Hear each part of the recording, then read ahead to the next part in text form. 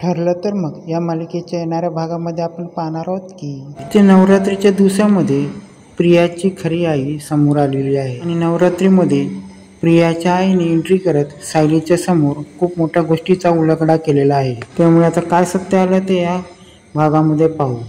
इकडे नागराज महिपालला सांगत असतो की तू साक्षीला सोडू शकलास नाही, पण ती प्रिया तुझा वापर करून ती जेलमधनं बाहेर आली आहे। तेव्हा महिपाल सांगायला लागतो की माझ्याकडनं एक चूक झाली आणि माझ्या मुलीला बाहेर काढायचं होतं, पण चुकून ही बाहेर आली। आणि महिपाल सांगायला लागतो की अजूनही वेळ गेलेली नाही, त्या तन्वीचं काम तमाम करून टाका। आणि महिपाल बोलायला लागतो की मी जाऊन बघतो की माझाच वापर करून ती जेलमधनं बाहेर आली आणि मी तिचं काय करायचं ते करतो। आणि त्यानंतर इथे महिपाल जेलमध्ये येतो आणि जेलमध्ये येऊन तो कॉन्स्टेबलला बोलायला लागतो की तुम्ही काय उपयोगाचे नाही, तुमच्या नाकाला ठेचून ती जेलच्या बाहेर आली। तेव्हा कॉन्स्टेबल बोलायला लागतो की आमच्या हातात कायच नव्हतं।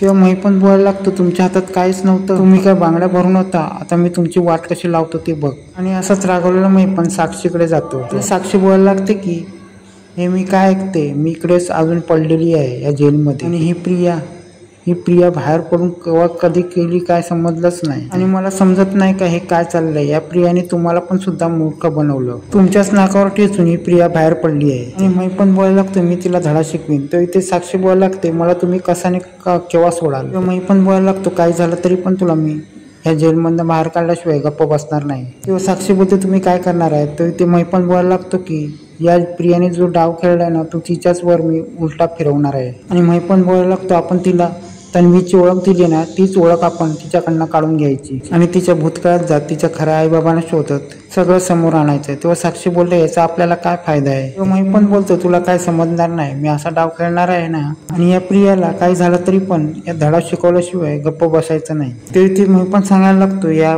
प्रियाचं जेव्हा खरं समोर येईल ना तेव्हा सांगायचं की ही तन्वी नसून खोटारी प्रिया आहे, ही तन्वी बनून इलेदारांच्या घरात शिरली होती। आणि दुसरं म्हणजे विलासचा जो खून झालाय ना तो पण तिच्यावर आपण आणू शकतो। नंतर रविराजांना तिचा खोटारडेपणा समजेल आणि नंतरच रविराज आपल्याला मदत करतील। महिपाल सांगायला लागतो की तिच्या खोट्या आई बाबांना आपण पेरायचं आणि महिपाल सांगायला लागतो की हा डाव महिपालचा खाली जाणार नाही, कारण की त्यांनी महिपालच्या शेपटीवर पाय ठेवलेला आहे आणि महिपालच्या शेपटीवर पाय ठेवून तिने खूप मोठी चूक केली आणि ह्यानंतर महिपालचा प्लॅन सुरू झालेला असतो। इकडे महिपाल सांगायला लागतो की कॉन्स्टेबलला सांगत असतं की इथे गाठोडे ठेवलेत, त्यामध्ये मी एक गाठोडे ठेवीन ते इथे ठेवायचं। तेव्हा कॉन्स्टेबल बोलायला लागतो की या गाठोड्याचं काय। तो इथे महिपाल बोलायला लागतो जे मी सांगतो ते तेवढं तू कर। तेव्हा कॉन्स्टेबल बोलतो ठीक आहे। तेव्हा इथे महिपाल प्रियाच्या आई वडिलांच्या ओळखीचं एक गाठोडे तिथे आणून ठेवतो आणि जेणेकरून प्रियाच्या खऱ्या आई वडिलांचा पर्यंत पोहोचण्याचं काम रविराज आणि अर्जुन करू शकतात। आणि या सगळ्यामध्ये आता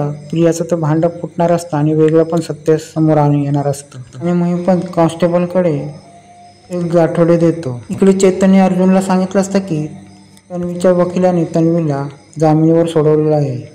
तेव्हा अर्जुन सांगायला लागतो या सगळ्यामध्ये मला काही गोष्टी डाऊटफुल वाटतं। तेव्हा ते चेतन बोलतो कसल्या, आणि अर्जुन सांगायला लागतो काही गोष्टी अशा आहेत ना त्या काही कळतच नाहीत। आणि अर्जुन बोलायला लागतो प्रत्येक ठिकाणी सायली आणि तन्वीचे गाठोडे गायब आहे, याचा अर्थ काय आहे। आणि अर्जुन सांगायला लागतो की सावंतने सांगितलंय की आश्रमात अजून काहीतरी गाठोडे आहेत, ती तो दाखवणार आहे। आणि हे कळल्यानंतर दोघं पण सावंतला भेटायला जातात। यानंतर अर्जुन तिकडे आश्रमात गेल्यानंतर त्याला समजतं की ते प्रिया मधुकर हे गाठोडे महिपालने पेरलेलं असतं, पण हे आता अर्जुनला माहीत नसतं। त्या टायमाला इथे कुसुम बोलायला लागते ते बघा उघडून, तेव्हा इथे त्याच्यावरती प्रियाचा फोटो असतो, त्यावरती लहानपणीचा फोटो असतो, तो फोटो इथे महिपालने बरोबर पेरलेला असतो। इथे अर्जुन कुसुमला बोलायला लागतो की हे गाठोडे तन्वीचं असले तर ह्याच्यामध्ये बरीचशी माहिती तन्वीची असायला पाहिजे। तेव्हा कुसुम बोलायला लागते मला काहीतरी वेगळाच डाऊट वाटतो, कारण की ह्याच्यावर फोटो वेगळा आहे। आणि कुसुम बोलायला लागते की छोट्या तन्वीचा फोटो असायला पाहिजे, हा कुठून आला। आणि अर्जुनला आता कळत नाही काहीतरी गडबड आहे, म्हणून तो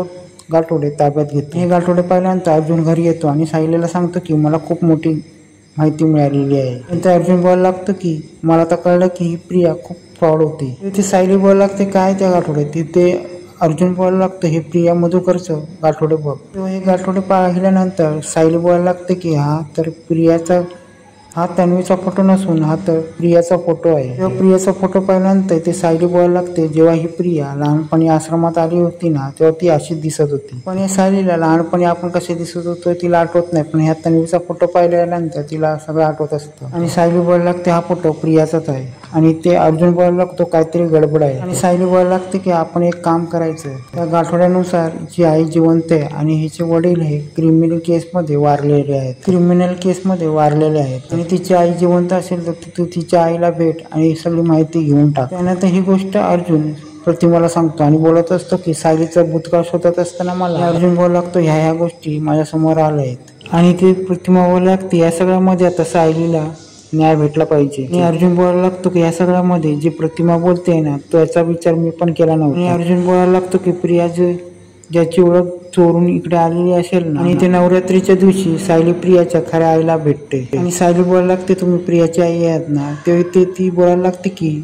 मी लहानपणी या प्रियाला सांभाळू शकत नव्हते म्हणून मी तिला या आश्रमात सोडून गेली होती. तेव्हा सायली बोलायला लागते का तुम्ही तिला इथे आश्रमात ठेवलं. तेव्हा ती सांगायला लागते की मला तिचं पालन पोषण करायला जमणार नव्हतं आणि माझा नवरा क्रिमिनल होता आणि माझ्या नवऱ्याला जेलमध्ये टाकलं होतं आणि माझ्या मुलीला कळू नये आणि तिला कोणी चिडवू नये की तू क्रिमिनलची आई आहेस आणि तू क्रिमिनलची आई असल्यामुळे कोणी चिडवू नये म्हणून मी तिला अनाथ आश्रममध्ये सोडले. आणि ती सांगायला लागते की तिचे वडील क्रिमिनल होते मग तिच्या मुलीकडनं काय अपेक्षा करायची. तेव्हा सायली सांगायला लागते की तुम्ही कसलाही त्रास घेऊ नका झाले तरी पण तुमची मुलगी तुमचीच आहे याचे पुरावे आमच्याकडे आलेलेच आहे. आणि ती सांगायला लागते की माझ्या मुलीने जर गुन्हा केला असेल तर तिला शिक्षा पण झालीच पाहिजे. आणि ह्या प्रकारे आता प्रियाचं सत्य समोर आलंय आणि प्रियाला आता कोर्टामध्ये शिक्षा होणं बाकी आहे. मी पण आता प्रियाला तोतया आहे हे आता सर्वांसमोर आणायचे आहे. हे सगळं सत्य आता अर्जुन कसं शोधणार आता येणाऱ्या